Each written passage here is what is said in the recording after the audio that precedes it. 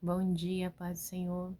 Quem vos fala aqui é a missionária Nadir Albano. Hoje é dia 12 de julho de 2025, um sábado, né? Estamos começando mais um momento João 3:30, que ele cresça que eu diminua. Como de costume, vamos estar orando e logo em seguida vamos estar passando para a preciosa palavra do Senhor, amém? Meu Deus e meu Pai, em nome de Jesus, nessa hora da sua santa presença, pedindo perdão pelas minhas falhas, pelos meus pecados que são inúmeros. Apresento o meu lar, a família, o ministério, o chamado, todos têm confiado na minha pessoa. Apresento também, meu Deus, ajuda desse irmão, dessa irmã que vai estar do outro lado ouvindo a ministração dessa palavra. Que o Senhor possa estar alcançando, guardando, livrando, libertando, cortando laço, quebrando acre, desfazendo toda a obra das trevas. É que eu te peço nessa hora, meu Deus, em nome do Pai, do Filho e do Espírito Santo de Deus. Amém? A palavra do Senhor está hoje em Juízes 3, diz assim: São essas nações que o Senhor deixou para pôr à prova todos os israelitas que não tinham visto nenhuma das gerações em Canaã. Meu Deus e meu Pai, em nome de Jesus, se a sua santa e preciosa palavra no momento de João 3:30, que eu, a missionária na Jeroboão, desapareça, que Deus Pai, Deus Filho, Deus Espírito Santo de Deus apareça, porque o objetivo desse canal, Senhor, é que a sua palavra, linda, preciosa, maravilhosa, ela seja pregada em tempo e fora de tempo, como ela é, Senhor. Me ajuda, me dê humildade e sabedoria para ministrar a tua palavra, a sabedoria do alto, não da terra, Pai. É que eu te peço neste dia, que eu diminua, que o Senhor cresça, em nome do Pai, do Filho e do Espírito Santo de Deus. Amém? A palavra vai estar falando em Juízes, diz assim: o Senhor havia permitido que essas nações, né, no 3, são essas as nações que o Senhor deixou para pôr à prova todos os israelitas que não tinham visto nenhuma das guerras em Canaã. Fez isso apenas para treinar na guerra descendentes dos israelitas, pois não tinham tido experiência anterior de combate. E os 5 governantes dos filisteus, todos os cananeus, os sidônios, os heveus que viviam nos montes do Líbano, desde Ramote, Armon até Lebo-Ramate, essas nações foram deixadas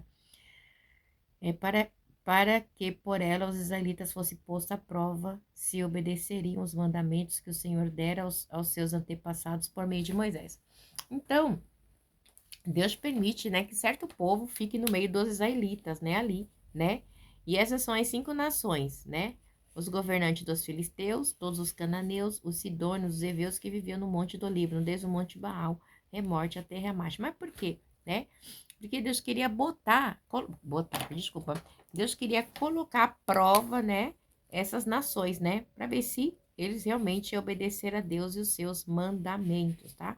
Que o Senhor dera aos seus antepassados no deserto. E a gente sabe que fica meio difícil para o povo de Israel obedecer a Deus, né? Porque, infelizmente, a gente sabe que o povo de Israel era um povo muito difícil, muito obstinado, né? E ali, como já tinha morrido todas as gerações, o povo que ficou era o povo que não teve experiência, né? Ali saindo do Egito, não teve experiência do maná, não teve experiência da vara de Arão, né? Não teve as experiências, né? Do mandamento e da lei que foi dada. Então era um povo novo, ok? Josué havia morrido, os demais lideranças que participou com ele, né? Da entrada ali em Jericó, dos demais lugares também já não estava mais, e esse povo não tinha mais uma referência, né? A referência já não era tão grande, né? Então, quando eles ocuparam ali, né? Deus permitiu que esse povo ficasse ali no meio também. Para treinar, ok, sim. Mas também para pôr a prova, sim, né? Porque Deus queria o quê? Mostrar para esse povo, né, que todas as potências do mundo não poderia com a força do nosso Deus, né? Se eles se voltassem para Deus, Deus sempre estaria defendendo ele, né? Que os demais guerreiros não eram capazes, mas que o Deus que ele servia era o Deus verdadeiro e era capaz de tirar eles de toda a situação difícil, né? Então, quando se refere a esses reis, né, ali do governo filisteu e os demais, né? Esses governantes controlavam ali, bem dizer, todas as nações ali, aquelas 5 nações, aquelas 5 potências, né? Então, a gente vê que Israel não tinha para onde correr, tá? Mas Deus, ele queria a fidelidade deste povo em todo o tempo. Vamos lá para o 5. Os israelitas vivem entre os cananeus, os israelitas viviam entre os cananeus, os hititas, os amorreus, os fariseus, os heveus e os jebuseus. Tomaram. E o que que ele vai fazer? Olha que eles fazem aquilo que não agrada a Deus, né? Porque Deus havia dado uma lei, mas olha só, tinha dado lei e mandamento. Olha o que eles fazem. Os israelitas viviam entre os cananeus, os hetitas, os amorreus, os jebuseus, os heveus e tomaram filhas deles em casamento e deram suas filhas aos filhos deles e prestaram culto a deuses dele. Então, aquilo que Deus detestava, que Deus não queria, eles fizeram, né? Se misturaram, fizeram alianças deram seus filhos em casamento a este povo. Então, assim, é uma degradação moral total de Israel. E aí é onde entra, bem dizer, o primeiro juiz, tá? Vai entrar o primeiro juiz aqui e logo em seguida a gente vai ver as histórias do juiz. Esses juízes que começam a entrar agora não são juízes tão famosos como Débora, como Sansão, mas tiveram a sua parte na história do livro de Juízes, né? Então a gente vê que o povo de Israel era um povo terrível, né?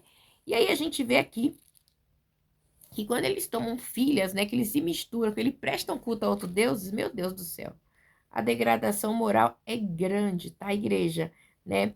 E assim, é um efeito degenerativo ali no meio do povo de Deus, querendo ou não, né? Acaba se tornando um casamento misto, tá? E a gente vai ver também que esse costume mais para frente Salomão toma como prática quando ele, né, faz aliança com aquelas 1000 mulheres que ele teve, né? E aí a gente vê que aqui, né, entra ali o primeiro juiz, que é o Otaniel, tá? Diz assim no 7. Os israelitas fizeram o que o Senhor reprovava, pois esqueceram-se do Senhor e o seu Deus e prestaram culto a Balaíns e a Sera.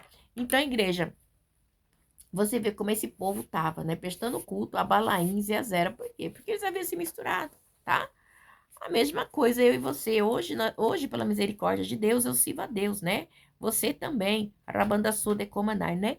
Mas se você se misturar com pessoas que praticam, se casar, se misturar, com certeza, igreja, é bem mais fácil eles corromper você do que vocês corromperem para Deus. Por quê? Porque os prazeres da carne, né?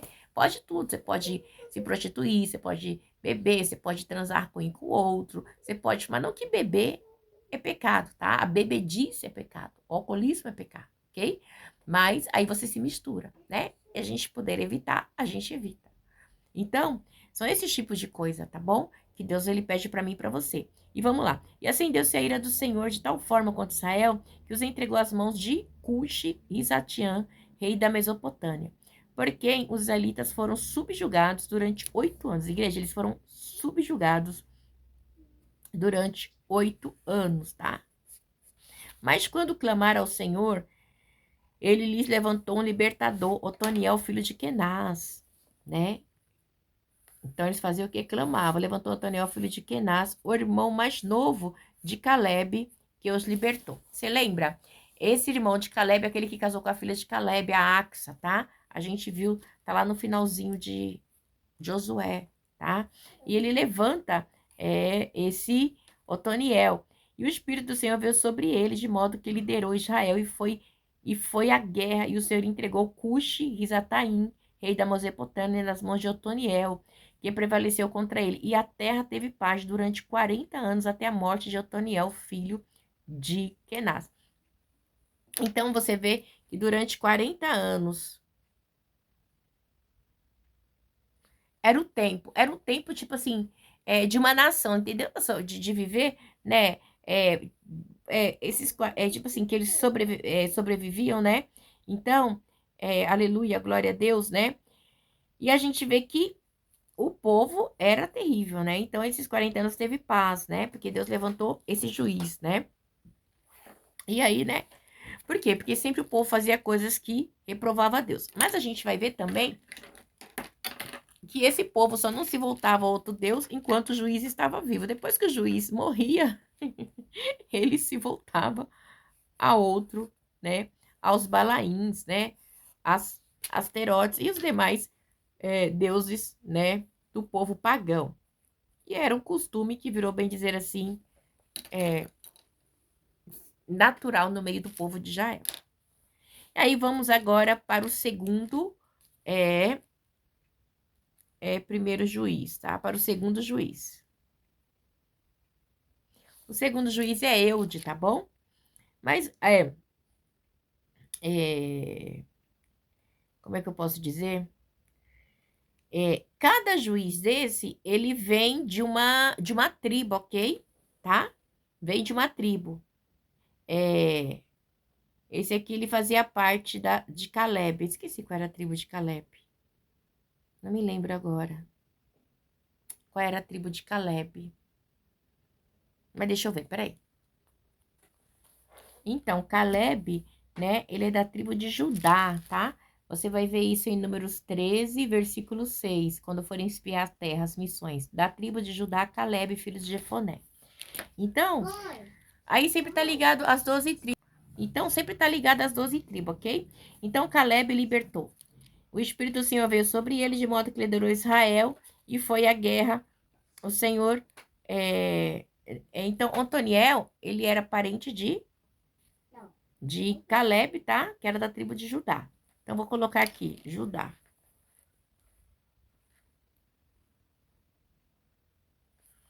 Aí, o que que acontece? A gente vê que o Espírito do Senhor veio sobre ele, de modo que liderou Israel, né? E foi a guerra. O Senhor entregou Cuxi, ele da Mesopotâmia nas mãos de Otoniel, que prevaleceu contra ele. E a terra teve paz durante 40 anos, tá? 40 anos, até a morte de Otoniel, filho de Kenaz. Mais uma vez, os israelitas, no 12, fizeram o que o Senhor reprove. Por isso, o Senhor deu a Eglon, rei de Moabe, poder sobre Israel, conseguindo uma aliança com os amonitas e com os amalequitas. Eglon veio e derrotou Israel e conquistou as cidades das palmeiras. Os israelitas ficaram sob o domínio de Eglon, rei de Moabe, durante 18 anos. Novamente, os israelitas clamaram ao Senhor. Aí diz aqui no 15. Novamente, os israelitas clamaram ao Senhor, que ele deu um libertador chamado Eude, homem canhoto, filho de Benjamim, né? Então, esse aqui, Benjamim gera, tá?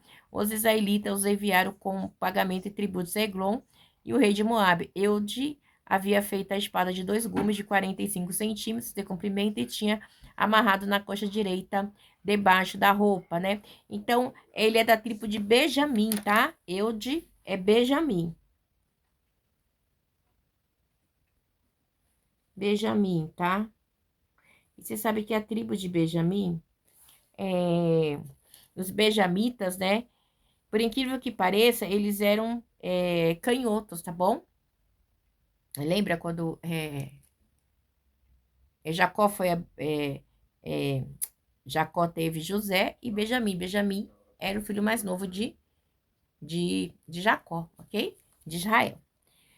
Então, aí diz assim, os israelitas só enviaram com pagamento tributo a Eglon, rei de Moabe. Eu já havia feito uma espada de 2 gumes de 45 centímetros de comprimento e tinha amarrado na coxa direita debaixo da roupa. Ele entregou o tributo a Eglon e, olha só, ele entregou o tributo a Eglon de Moabe, homem muito gordo. Em seguida, Eude mandou embora os carregadores, junto aos ídolos que estão perto de Gilgal. Ele voltou e disse, tem uma mensagem secreta para ti, ó rei. Aí ele volta, né, e fala que tem uma mensagem secreta para o rei. Aí, detalhe, aí diz assim, o rei respondeu, calado, e todos os seus auxiliares saíram da sua presença. Então, ele teve uma estratégia, né? Aí, o que que ele faz? Eude aproximou-se do rei, que estava sentado sozinha na sala superior do palácio de verão, e repetiu, tenho uma mensagem de Deus para ti. Quando o rei se levantou do trono, Eude fez o quê? Eude estendeu a mão esquerda, apanhou a espada de sua coxa direita e cravou na barriga do rei. Até o cabo entrou com lâmina e com mão, e como não tirou a espada, a gordura se fechou sobre ela. Então, ele tira, porque ele era canhoto, né? E ele mata, né, esse rei, tá? Então, Deus, e a gente sabe que o Velho Testamento, igreja, ele era repleto de sangue, né? Era sangue, era morte, né? E hoje é pelo sangue, pelo nome de Jesus na minha e na sua vida. Então, assim, então eu saiu para pórtico depois de fechar e trancar a porta da sala atrás de si. Depois eles saíram e vieram os servos, encontraram trancada a porta da sala superior e disseram, ele deve estar fazendo suas necessidades em seu cômodo privativo, né? Pessoal, ele deve estar lá, né? Mas, na realidade, ele já estava morto, né? E aí, depois ele saiu e vieram os servos, encontraram e disseram, ele deve estar fazendo necessidades em seu cômodo privativo. Cansaram-se de esperar, como ele não abria a porta da sala, pegaram a chave e abriram, e lá estava o seu senhor caído no chão morto. Enquanto esperavam, eu escapou, passou pelos ídolos e fugiu pela ceira, né? Então, foi super assim, estratégico. Enquanto esperava, eu escapou e passou pelos ídolos e fugiu pela ceira. E o povo tava lá esperando o rei, né? E ele, ó, se mandou, né? Então, uma estratégia que Deus deu para Eude para libertar o povo de Israel. Vamos prosseguir aqui. E assim, quando chegou, tocou a trombeta nos montes de Efraim e os... Tá bom, os israelitas desceram do monte com ele à sua frente. Sigam-me, ordenou, pois o Senhor entregou Moabe, o inimigo de vocês, em suas mãos. Eles o seguiram, tomaram posse do lugar da passagem do Jordão que levava a Moabe e não deixaram ninguém atravessar o rio. Aí, diz assim, naquela ocasião, mataram cerca de 10.000 moabitas, todos eles fortes, vigorosos, nenhum só homem escapou. Naquele dia, Moabe foi subjugada por Israel e teve paz durante 80 anos. Esse aqui já foi 80 anos.